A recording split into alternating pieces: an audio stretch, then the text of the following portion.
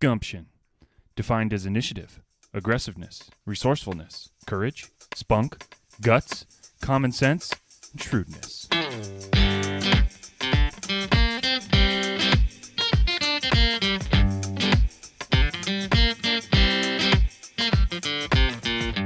Welcome to the podcast. This is Stories of Gumption with your host, Ryan Lee. Ladies and gentlemen, here it is, Stories of Gumption, number 12. We are at episode 12. Man, this thing is flying. We've had so many great conversations thus far. I'm really excited to have this one as well coming up, and hopefully you enjoy it. But we're having conversations with entrepreneurs, creative thinkers, and in my opinion, just really, really impressive people. Thank you so much for all of you who have been tuning in thus far. Maybe this is your very first episode, but maybe you've been there since the very first episode. I sincerely appreciate it. I really do. The feedback that I've been getting on this podcast is superb.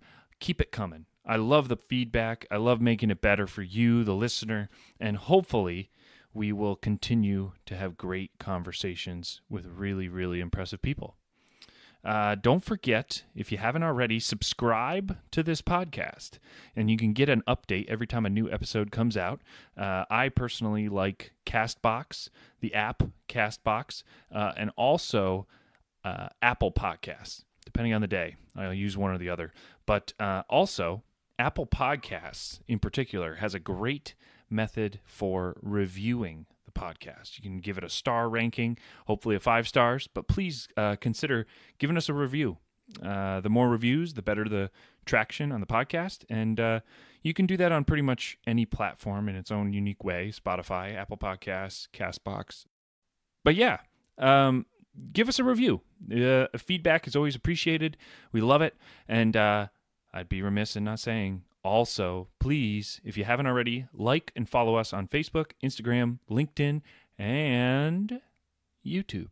Yeah, that's right. You can listen to the Stories of Gumption podcast on YouTube. Yes.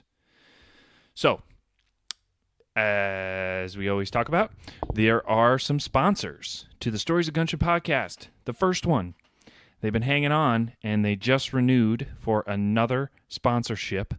So we really appreciate that because they didn't have to, but they've been getting some good traction. So they signed up again. Open Gate Farmstead. You've heard the slogan, but happy animals make the healthiest and tastiest product. They're a stone's throw away from the mighty Ausable River. Open Gate Farmstead is a first-generation farm specializing in free-range poultry, pasture-raised pork, and seasonal produce. For Gumption listeners, there's a special offer. They'll take $1 off your first order of eggs. And check them out on YouTube. If you're just genuinely curious about what they're doing, what they got going on, what kind of stuff is happening on the farm, they got a great YouTube channel. They're really trying to bolster the following of that channel because it's more than just selling their products. It's telling the story that they've got going on of their farm, the farm to table movement that they're part of, and it's just a cool thing to subscribe to. So check them out. Open Gate Farmstead. They're on Facebook and Instagram, also YouTube. Sponsor number 2. I don't know what to say. These guys are awesome. Kavanaugh Realty. Kavanaugh Realty, in particular, Galen Trombley, man, workhorse. This dude is working hard for his team, building his team, but also just helping people sell and buy homes. And that is such a huge thing for our local economy. Huge. And of course, I've said this before, there are amazing brokers and real estate agents across this region, but Kavanaugh Realty, really out there fighting the good fight every day for the best possible service in the real estate industry. So their slogan, we are a local independent real estate company helping our neighbors buy and sell their homes. Check us out on the web or on social media, #LocalMatters. Thank you again to both of our sponsors. There is room for more sponsorship if you're interested. I'll just give my quick plug. We're actually doing pretty good with our sponsors. Our sponsors are getting some additional likes and follows and business from this podcast, which is really surprising to me with it being so new. But the presence is good, and sponsoring actually seems to help the businesses that are doing that, and our following continues to grow on this podcast. So if you're thinking about it, you want to have a relatively cheap way to support this podcast, but also to get your business's name out there, give me a shout. You can email me at storiesofgumptionpodcast, all lowercase, all one word, storiesofgumptionpodcast@gmail.com, or you can send me a note on Facebook. Either one is awesome. If you're thinking about it, pricing is probably the cheapest advertising you'll get. I'm using the sponsorship money, being fully transparent, just to help myself maintain good equipment and provide a great piece of content. That's what I'm using it for. So it's cheap for an investment, but you can get your name out there, and I'd love to have you if you're interested in sponsoring. So give me a call. Send me an email or shoot me a note on Facebook. Whew. What an intro, huh? Thanks for tuning in through that. Today's guest is really gumptious. I was really excited. You put together your list of people who you want to meet with and who you want to have a conversation with, and this guy was certainly always on the list from the beginning. And I just feel privileged that I get the opportunity to do that and share this conversation with you all. Today's guest is a founding partner of Stafford Owens, Pillar, Murnane, Kelleher, and Trombley, PLLC, in Plattsburgh, New York. He's a former congressman of the New York State 21st and at the time 23rd District, and he's a community advocate and a board member on many different nonprofits and organizations. He is Congressman Bill Owens. Bill, welcome to the podcast. Glad to be here. Yeah, this is going to be a lot of fun. I really appreciate you giving me some of your valuable time. I know it is valuable, and I'm looking forward to learning a lot about you and your story of gumption. Sounds like it's going to be a fun afternoon. So let's just kick things off because I'm curious. What is your definition of gumption? How do you interpret gumption, and what does it mean to you? It's the ability to do the right thing when it's hard to do it. Yes, I would agree with that. And it's interesting too because prior to you, I've had 11 people on the podcast. They've all said something very similar. But gumption, it means a lot of different things to a lot of different people. I definitely see the minor or the minute examples of gumptions of picking up trash on the side of the road, and then these lofty goals of doing the right thing when it's hard. And I looked up the definition of gumption in the dictionary. Nice. And I think that what I've indicated certainly could fit within that definition. Yes, absolutely. So I have a lot of questions for you today, and hopefully we have enough time. Fire away. Yeah. Let's kick things off. I like to do this for a lot of the podcast guests about your story of gumption. Maybe a story when you're a kid or an adult. A story where you demonstrated gumption to achieve success or maybe persevere through something that was difficult. Tell me that story. And certainly in recent years, probably the most or the best example of gumption that I've experienced was in my first election, when it was fairly clear starting out that I was not particularly well known, therefore did not do well in the polls. We then had the entry of a Tea Party candidate who swung the election really away from the Republican. And so you had a scenario unanticipated of the Republican declining in popularity the Tea Party conservative rising in popularity and my rising in popularity at the same time. Interesting. And staying focused and staying on message, and to some extent changing the approach because we had a different opponent than we anticipated. Yeah. It required a lot of concentration and, if you will, a lot of gumption, because we were trying to convey, doing the right thing of telling the public about me and what I stood for, and at the same time managing this somewhat chaotic atmosphere. Yeah. Yeah. I can't even imagine. I mean, I've just the challenge of staying true to your message in a campaign. That must be tough, especially in today's world. It's very difficult, and if you're someone like me who had no prior political experience, I had never run for public office before. So this was an experience that was brand new, but that was at a much higher level than most people enter politics in. Yeah. So staying on message, very difficult. Trying to explain where you stood on issues and the reasons why, when, again, you had this changing environment. And sometimes it would change twice during the course of a day.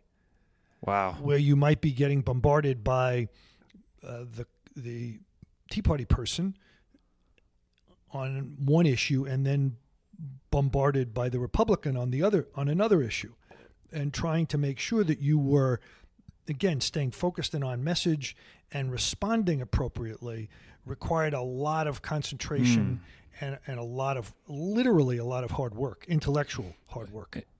It seems to me too like it would be very difficult to maintain all of those points that you've got running through your head, that you have to be able to pull from this Rolodex of statements, but also true statements of how you feel and believe about an issue, but also maintain the image that people expect, right? I mean, they do. There is an expectation of how you should appear and act, or at least there was, about how a politician should appear and act. That seems to have evolved a little bit in the last 2 or 3 years. Evolved is a good word. But we were trying to adhere to, if you will, the kind of standard activities and actions of a member of Congress. And that's the focus that we had. Now, the person we were all running to replace, John McHugh, was a stand-up guy. He certainly was the epitome of a gentleman. And I think that trying to adhere to that and is both something I thought I needed to do politically, but I also thought was the correct way for someone to behave. Yep.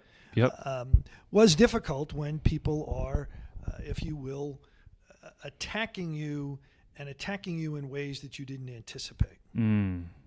Yeah. Kind of reminds me actually of my background in scouting. I mean, we can get to your child. I certainly want to ask about like your childhood and your upbringing, but at least for me, I've always found a lot of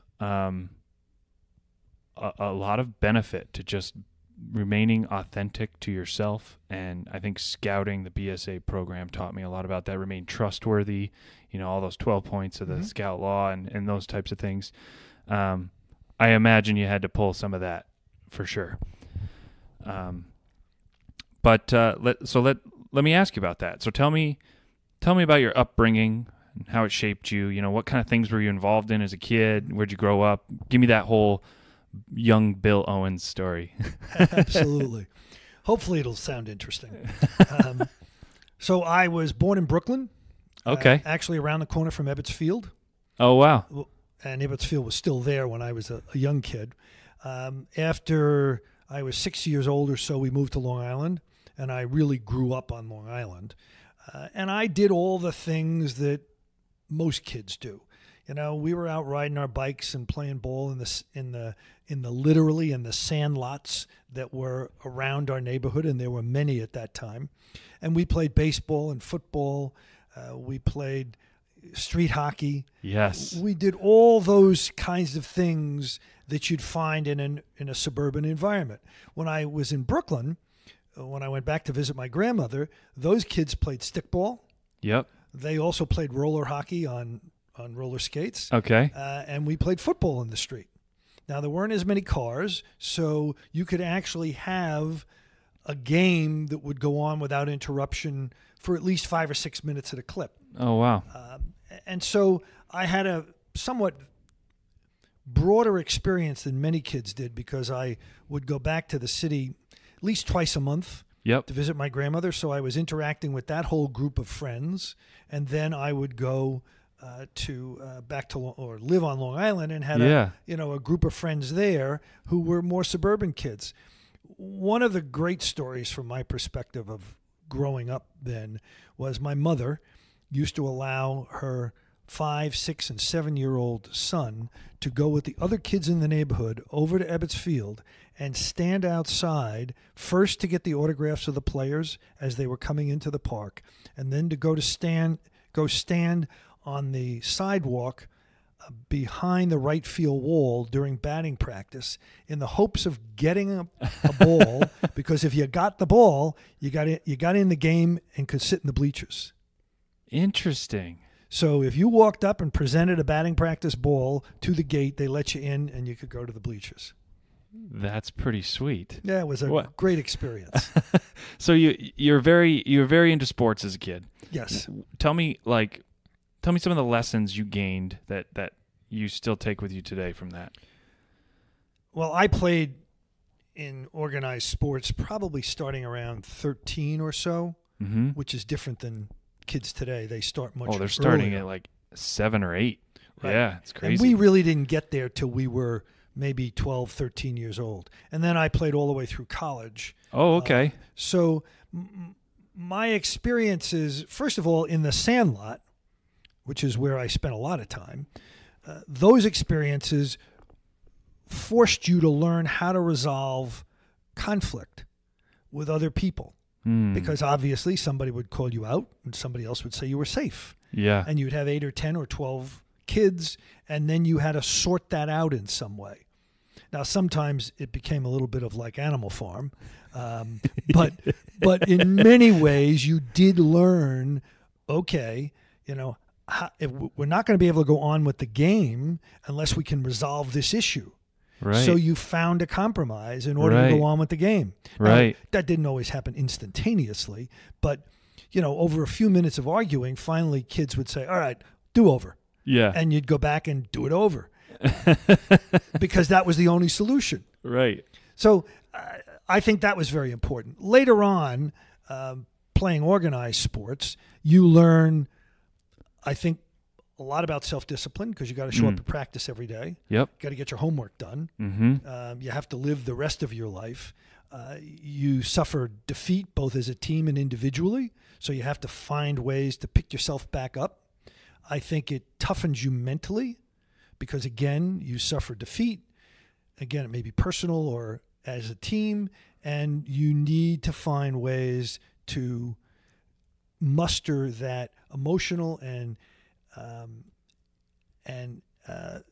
the gumption to go on. Yeah. I mean, that's what it builds. It gives you a reservoir, because you also understand that I lost today, but I won yesterday. Yeah. And I still could win the championship. And I can still win the championship. Yeah. Or whatever it is. So I think that those were very valuable lessons that you don't understand at that age, I don't think. At least I didn't. Right. Right. But you're picking them up along the way. So what you said you played in college? You played baseball in college? No. I played football and hockey. Wow. See, this is great because I'm a huge hockey guy. I didn't know you were a hockey player. So what position did you play? I was a center iceman. Nice. Now you have to go back to, I started playing hockey for the high school I went to in 1965. Okay.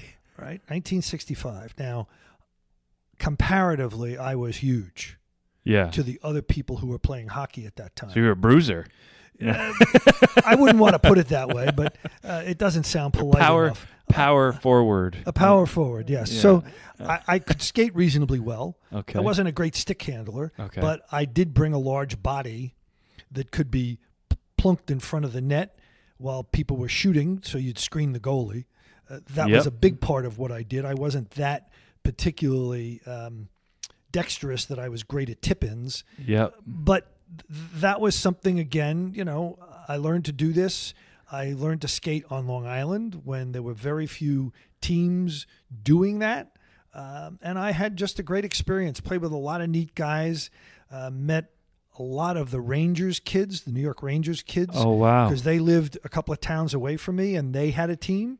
And so we played them. Obviously, they were much better. They were much more skilled teams than we could put on the ice. Was this back in the day? I'm just having a vision now. Forgive my naivety, but like the movie Slapshot, where they're playing without helmets. Yes. And oh my God, Bill, that's crazy. So you'd post up in front of the net while people are ripping at the and you didn't have a helmet on or anything? Didn't have a helmet. The only thing I had was a mouthpiece. Oh my God! Did the goalies have a helmet? Yeah, they wore masks. Okay. They did wear masks, but they were nothing like what you see It's today. that classic like piece of Well, it almost looked, in many plastic cases, it or looked like a catcher's mask. right. Right? Just sit on their front of their face and that was it. Right. I mean, you had guys like Eddie Giacomin for the Rangers who, I think he had feet of stitches in his face. Oh my God. And one of the things that I always used to get a huge chuckle out of was if you could see hockey on television back then, which was infrequent, they would talk about, and certainly they did on the radio, well, Jacques Laplante was cut, and they took him into the dressing room for repairs, which meant they stitched him up They and stitched sent him him back back up and out. sent him back. Yeah. And there was not much ceremony to this. And now you look at it and it's like refs. Well, so I reffed a long time after I kind of transitioned away from playing. I reffed high school hockey in this area for quite a while, and it always blew my mind that there are so many. The rules have been changed so much, and the equipment requirements have changed so much. I mean, you talk about the goalies having just this like basically face shield. Now it's like they can't step on the ice unless they have this large plexiglass piece that like around the throat. Yeah, protects Right. the throat, not even and their face and their head, and it's like, oh yeah, it's a different game, but also the technology is different too. I mean, the sticks are flexing at a different rate, and it's like a whole different game. Completely. Yeah, But that's true in almost every sport. true. Everything has gotten much more scientific, Yep. whether you're talking about bats in baseball or you're talking about helmets and other pads in football. I mean, it's a much more, it's impacted by science and technology to a much greater extent than people think. Yep. Also, my other favorite sport, golf, for sure. Absolutely. Not hitting with wooden sticks, and it's like some serious technology now. Do you golf? I do. Oh, see, hockey player, golfer. Man, we should have been friends long before this, Bill. So you went to college, you played hockey, you graduated with a bachelor's in Bachelor in business. business, and then you decided at some point along the way you wanted to be an attorney. Did you always know that as a kid, or did you have an No. epiphany? How did that come about? That sort of gradually blossomed, if you will, late high school, early college. And I was also in college during the height of the Vietnam War. Oh, interesting. Okay. So that's how I got to Plattsburgh. I was, as I said, in college in that 67 to 71 window. I joined ROTC, and I got commissioned in 71 when I graduated. And they gave me a deferment to go to law school, Okay. which I did, and then was stationed first in Michigan and then here in Plattsburgh. Oh, wow. So Air Force. Air Force, yes. Wow. My family has a long line of Air Force in it. Air Force and some Army. Yep. But, well, thank you for your service, Bill. Certainly. That's great. So where did you go to law school? I went to Fordham Law School in New York City. Okay. And began there in the fall of 71, graduated in 74. Oh, wow. So what was the hardest part about law school? The tremendous volume of information that you had to read and then be prepared to digest, analyze, and report on. And the way law school works, or at least it did back then, you would read these case studies, and then you would be randomly called on in class to present some portion or all of the case. So in other words, what are the facts? What's the law? Yep. Sometimes a professor would call on one person to present the facts and another person to present the law. So it was a grueling process. We started with, I'm going to say, something in the range of 300 people. Oh, and wow. by the time we graduated, it was down in the low 200s. Wow. Yeah. We lost a lot of people in that process. And for a lot of people, they just decided they really didn't want to do this because all you were doing really was reading. And you could spend 3 to 6 hours a day reading outside of class and still not completely cover all the material. That's crazy. It's a lot of work. Now, I'm not saying that everybody does that much, but you could have done that. Yeah. Wow, that's crazy. I have some friends who are now lawyers, past the bar in New York and Mass, and I just hear these horror stories of they've gotten through law school and now they've invested so much time and energy and passion towards this career, and they're like, okay, I got to study for the bar, and every story sounds like just this crazy amount of studying and sometimes failure and getting back up on the horse and then going back and passing that bar. That's right. Is that the same similar experience for you? Exactly. Wow. There's no gumption in that. Jeez. Wow. Okay, so you start practicing as an attorney? So when I passed the bar, I was working at Price Waterhouse, the accounting firm in New York. Passed the bar, and then as soon as I passed the bar, I got orders to active duty. Oh, wow. And went from New York to Michigan, a place called Wurtsmith Air Force Base, which is closed like Plattsburgh. I was there for 2 years and then came to Plattsburgh for 2 years. So I served as a JAG officer. Okay. Tell me more about that experience. Well, from a cultural standpoint, going from living in New York City and Long Island to living in a place like Wurtsmith Air Force Base, which was really in a far more remote area than we live in. Interesting.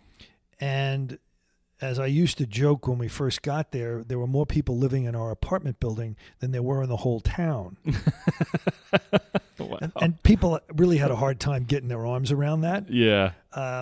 And that was a little bit of an exaggeration, Sure. but certainly on the block that I lived on with 3 or 4 apartment houses, certainly we had more people in those buildings than were in this community. So that was a real cultural adjustment. Wow. Drug cases. People basically importing, albeit illegally, a lot of marijuana, some heroin, and there were probably a couple of other drugs, but the primary was marijuana and heroin. And I was doing largely the same thing in Plattsburgh that I was doing in Michigan. Gotcha. And so eventually your time is, you run your time in the Air Force? I had a commitment of 4 years and completed that here in March of 1979. Nice. And then I stayed in the reserves for a couple of years. Okay. And went to work for the firm of Fitzpatrick, Bennett, Trombley, and Lennon, which was over on Court Street. Okay. Court Street, Plattsburgh, New York. Yes. Nice. And at some point, I'm just trying to guess here, you met Ronald Stafford? Form a new firm. by late, probably the fall of '89, we were there, and Irving Goldman, who was a retired surrogate, was of counsel to them. And we had Ed Trombley, John Latnin, Dennis Curtin, Bob Booth, Tom Renane, and myself. Mm-hmm. That merged us into a firm of about 12 or 13 lawyers. Okay. And we then were operating out of two buildings. The state afford to rebuild it. Mm-hmm. So we purchased it from them, refurbished this building, and then moved everybody in probably late '89, early '90. Wow. It's a beautiful building. Sitting in here in the conference room here at your office. It's very impressive in here. Politician. Yep. And he, in this building, every room had a fireplace, and all those fireplaces were, it was an amazing. And the walls here, the interior walls, 2 brick thick. Well, yeah, I mean, I walking in earlier before our pod. Yeah, that's setting a interesting precedent. Yes, and so I went to D.C. I was vetted by the DCCC, which is the Democratic, that I was really the guy they were looking for quite a while. And we wended our way through this process with a lot of, I learned a tremendous amount just running. Yeah. About how politics works. Mm. And so I know very little actually about it. In Congress on Friday. So that leads me to one of my other questions that if you could just describe for me what you were feeling, thinking, looking at all of the above the first time you walked into the federal... Into the Capitol? The Capitol building. Bathrooms were in the Capitol Sure. for about a week. Yeah. I mean, it's that big and that confusing that, if it's your first time there, it's like, oh, man, where is anything? Where are the meeting rooms? Where is the cafeteria? How do I get from my office building to the Capitol? So that all took time. There was a lot of logistical pieces to this that took time to learn. And created, obviously, some angst and anxiety because, you knew you had to be somewhere in 10 minutes and you weren't sure how to get there or how long it would take to get there. So a lot of little things. The legislative piece, although daunting, followed a certain logic. And being a lawyer, I'm used to reading statutes.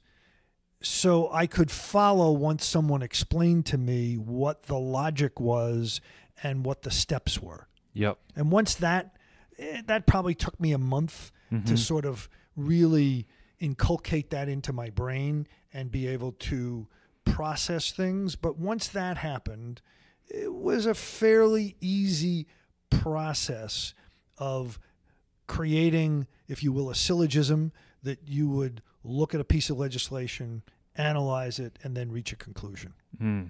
What was the hardest thing or experience that you encountered during that job? Well, to walk into Congress as they were voting on the Health Care Act and the tremendous emotion that generated, there were literally tens of thousands. Wow.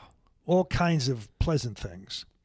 I'm sure. Lots of have a good day. Have a good day. Thank you very much. You're doing a great job. Pleasantries all around. Yeah, not so much.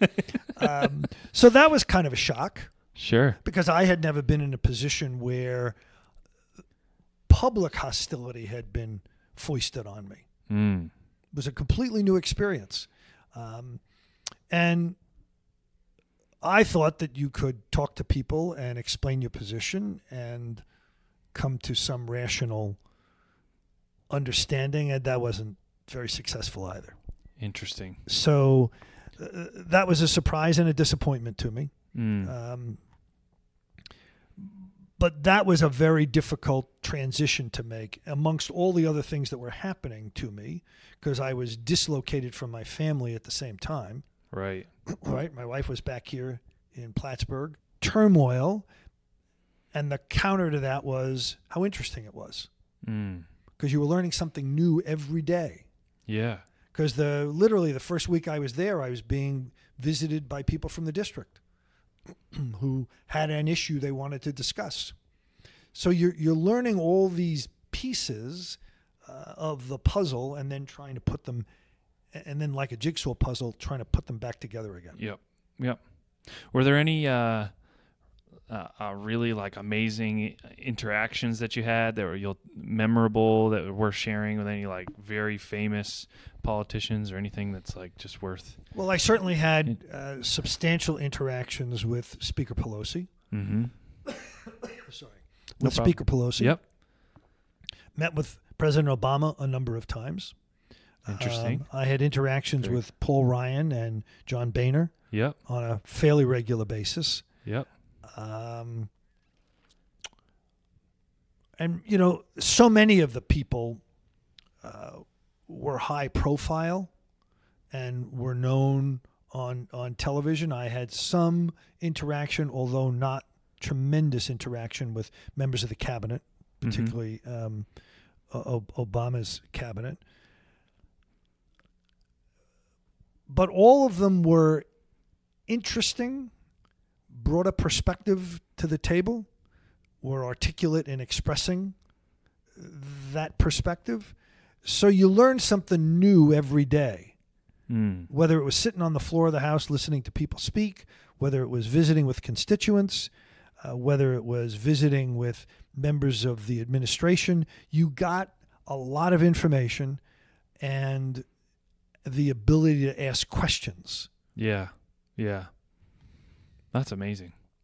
Very unique example of gumption, I would say. That's awesome.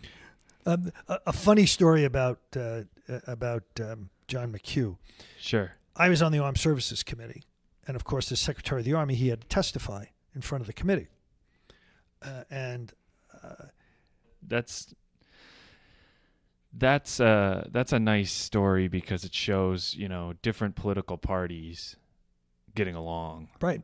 That's the way it should be. Yep, absolutely. I'm going to, just to be respectful to your time, I'd like to go to sort of my classic Stories of Gumption rapid fire questions. These are fun. So they're coming up quick here, and the idea is just to fire away. See what you got, Bill. So the first one, what is a book you would gift to a friend and why? Moneyball. Moneyball. Yes. And the reason is it's a multi-layered book. It's a book about baseball, but it's really a book about people making false assumptions grounded on how someone appears instead of grounded on how they perform. Did you ever see the movie? I did. It's a good movie. It is a good movie. Here's another one. Number 2. If you could go back and give your 18-year-old self advice on life, what would you say? Or reacted. And then find a solution to whatever problem was posited to me. I like it. Here's a fun one. Number 3. If you could put up a large billboard for the world to see, what would you put on your billboard? It can be anything. This is my favorite question. Every guest on Stories of Gumption gets this question. You ready? Mm-hmm. Okay.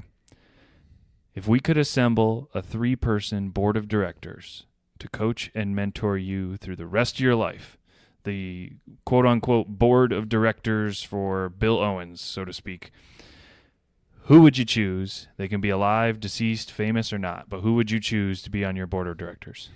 My wife, a gentleman by the name of Bill Casey, who ran a company called F.W. Myers up in Rouse's Point, which was a large customs house broker and freight forwarder.